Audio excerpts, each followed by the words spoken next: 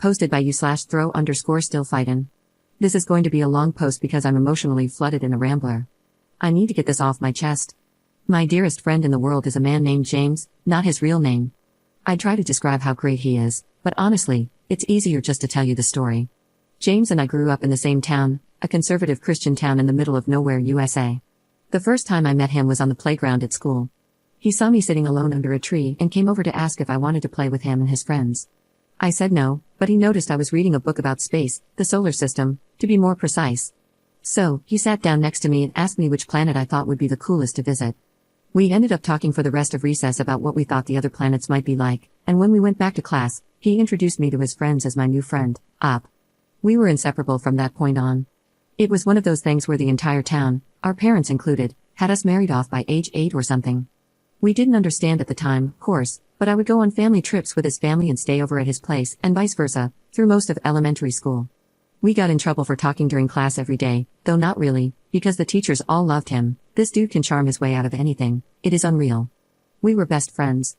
When we finally reached the awkward teenage years and dating became a thing, he asked me to the first school dance, and I said yes. We sort of started dating by default. I don't think we ever talked about it explicitly, but I just started calling him my boyfriend to other people, and we went with that. Very little changed about our relationship, we still basically just did all the same stuff we used to do before, except our parents got stricter about the sleepovers, and there was more hand-holding and cuddling.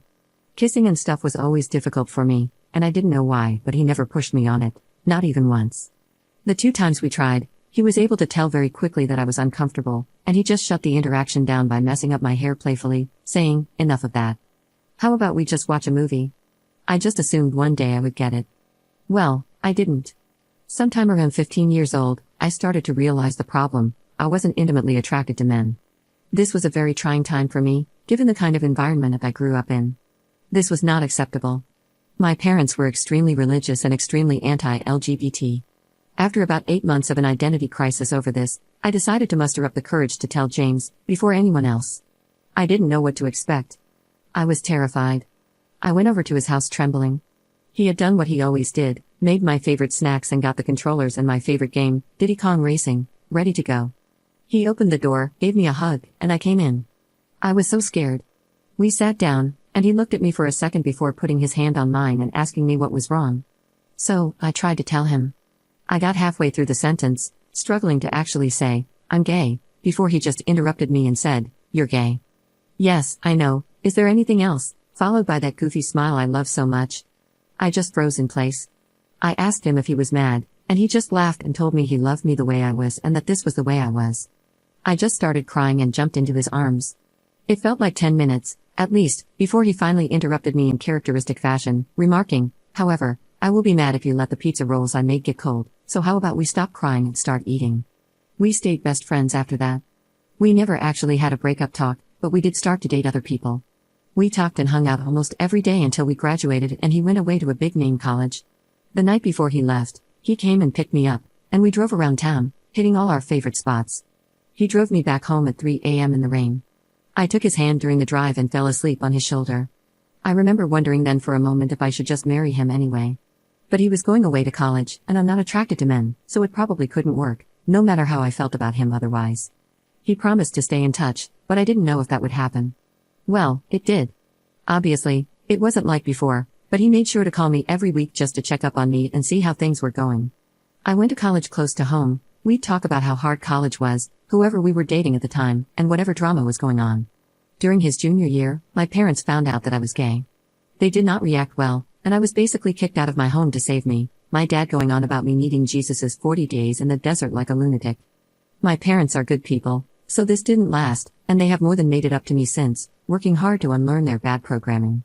But that was an awful time. I did what I always do and called James.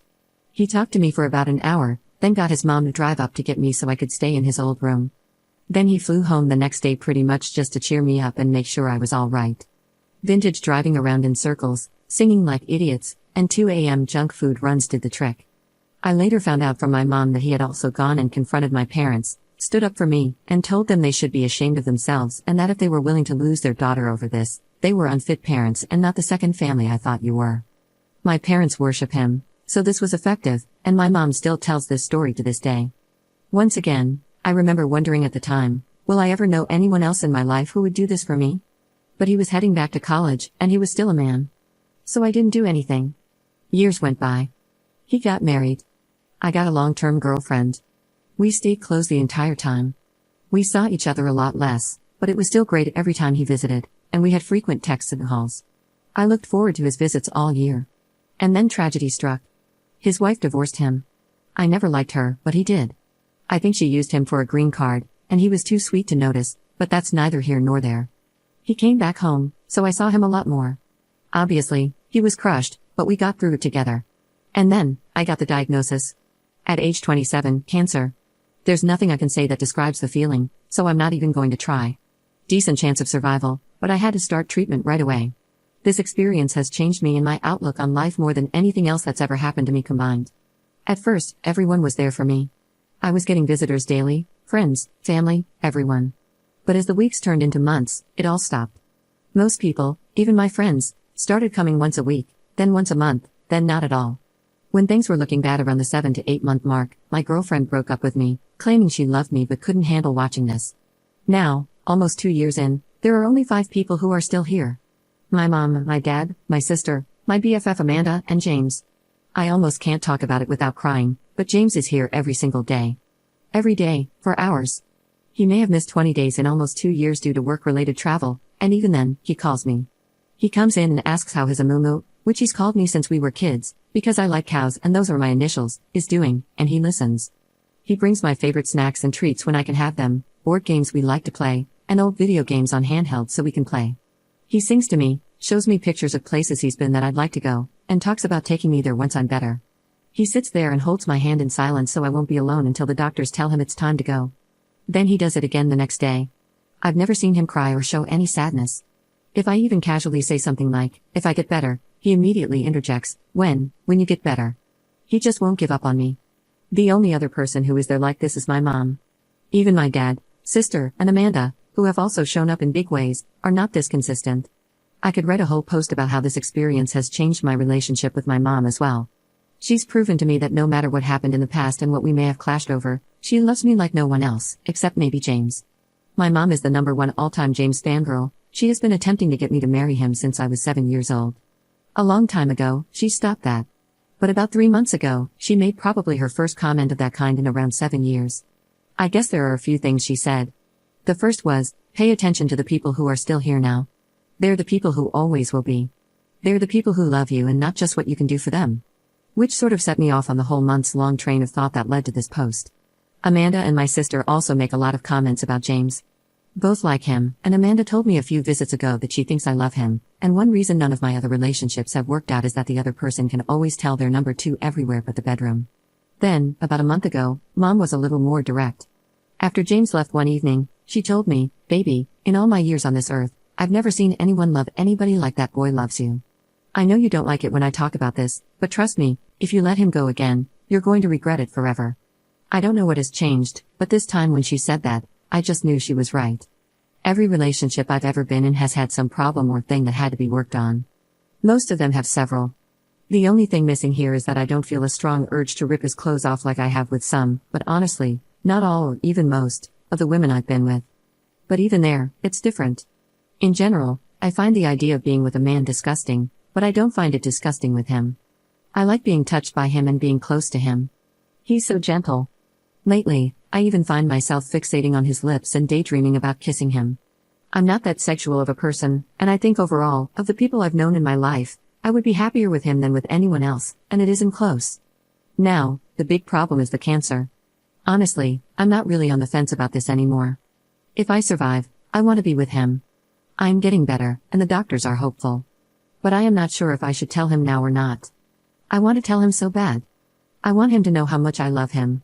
Lovers have come and gone for both of us, but every time I close my eyes and think about times I've felt truly loved, understood, and accepted, it's always his smiling face I see.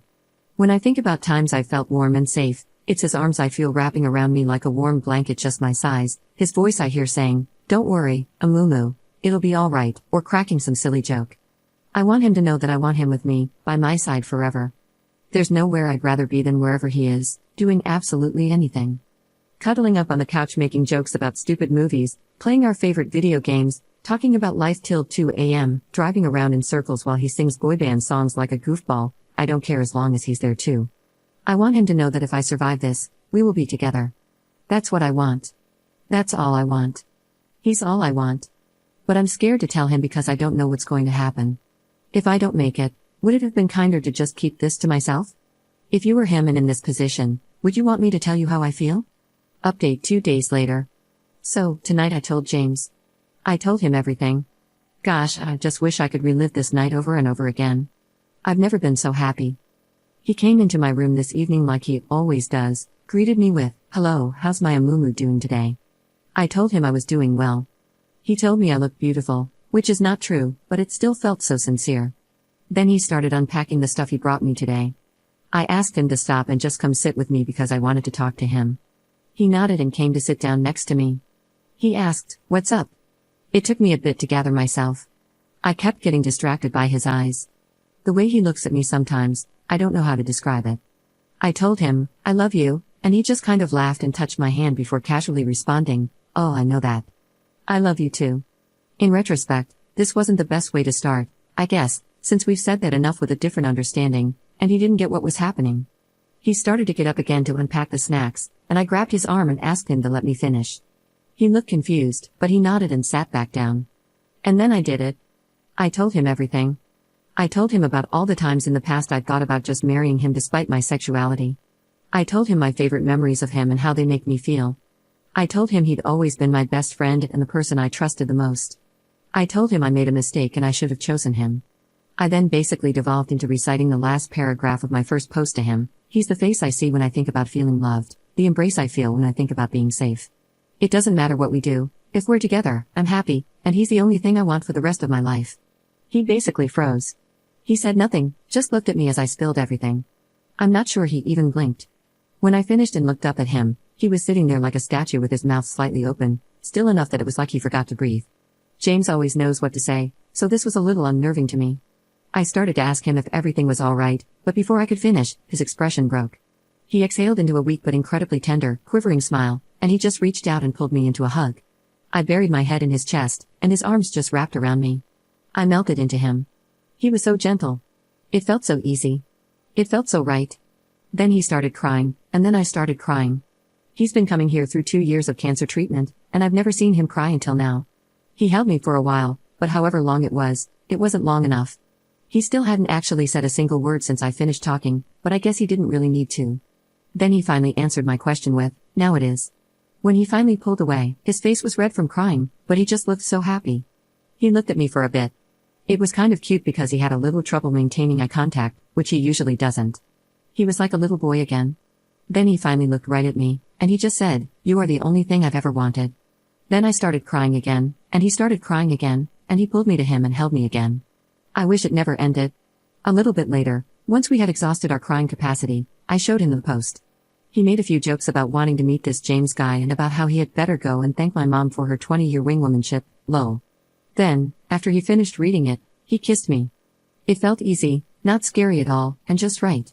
He asked me if it lived up to my daydreams, and I chuckled and said yes. Then he said, "I'm not so sure myself. I think I need more data," and kissed me again. He is so ridiculous, but this was smooth as butter. Then, after that, we started talking, and I guess he told me everything too. He said he'd loved me since we were little kids. He told me he still has every drawing, letter, and craft I ever made for him in a safe that he took with him to college and has taken everywhere he's ever lived. We talked about the day I came out as gay to him, and how he figured it out earlier but struggled to accept it for months in secret because he had lived his entire life up to that point assuming we would be a family and wanting nothing else. He told me he thought about our last night before college all the time and kept hoping that entire night I'd say something before he left, because then he'd have transferred colleges to stay with me. He told me he actually took a very long way home just to prolong the time when we were holding hands and I was sleeping on his shoulder, and that it was, to this day, his favorite memory. Then he looked at me with those piercing green eyes and said, "For me, there has never been anyone else." He loved once, me, and then struggled through a bunch of rebounds. Even though he had learned to bury it and move on with life and was happy in our friendship, his heart had only ever belonged to me. Honestly, I guess I should have known this. My dad told me he was sure this was true before, but I didn't listen, but I was flustered and deeply moved. I joked that he should enter the Olympics as a torch carrier, and he said, they'd never have a chance. I'm the greatest there ever was. Ah. We sat and talked and reminisced some more, mostly about when we were kids. I found out some things I never knew because he avoided telling me how romantic some things were for him after I came out. But I also kind of realized, I think they felt romantic to me too. Then he sang me some of our songs. His voice is so beautiful. We had another embrace and another kiss. Both still felt divine. I can't wait to have my hair back again so he can pet it like he used to when we were kids. Then I brought up the bedroom question, and oh my god, it was the cutest thing ever. I barely got to say anything before he started tripping over himself like, look, I don't even care, I don't need that. If we need mistresses or something, we can do that. It doesn't bother me, I just want to wake up with you every day. Which was sweet, but then I told him that even though I didn't know how that would go, and I might not be able to, I wanted to try with him anyway when I got better, and oh my god, he turned tomato red and could barely look at me. Literally could not even manage to form a sentence in response, just mumbled incoherently before managing to get out, okay, if you're sure. This man has been married and had 6 girlfriends, but he completely falls all over himself at the thought. God, it was adorable. This is the only thing I'm still a little worried about, but I do want to try. I mean, I like the kissing, which I thought was completely impossible. And I know that if it doesn't turn out well, it won't ruin anything, and we'll still be together and just figure something else out for that one need. Then we talked about the cancer. He is so sure I'm going to make it. It's so touching. It took a little while to get him to take the other possibility seriously. When I finally did and told him that it's the reason I didn't tell him sooner, he held my hand and told me that if that happens, he'd be okay because he'll always know that he was one of the lucky ones because he was mine. Jesus freaking Christ, I almost lost it. Then he said, if we don't have that much time left, we better make sure every minute counts. I said, that's pretty hard to do in a hospital, and he replied, what do you mean? We're both here, and that makes this the best place on earth. Dear God, what did I do to deserve this man? I teared up again, and he held me one last time. Then the doctors came in. He kissed me goodnight. We both said, I love you, but it felt so different. It's never felt so good to say or hear those words. Then he smiled at me and left. I was so excited the first thing I did was call Mom, and she was just ecstatic. I think she might be happier than me, which is saying something, lol. As soon as I told her what happened and that James and I are together, she just started crying and talking about what a good boy he is, how she just knew this would happen, and that she can rest easy now because she knows I will always be loved and taken care of. Plenty of her destiny talk, which usually gets on my nerves, but honestly, I was so happy tonight, screw it, I'm on board. Maybe it was destiny. I guess sometimes Mom really does know best. I feel like a teenager again. I never thought I'd feel this way again in my life. I never even imagined if I did, it would be for a man. God, I love him so much. Now I can't understand what I was ever worried about or why I didn't do this years ago. Thanks so much to everyone who read my story and helped give me the perspective and courage I needed to finally do what I should have done years ago. Now, as long as my health cooperates, I'll be one of the lucky ones too because I am his.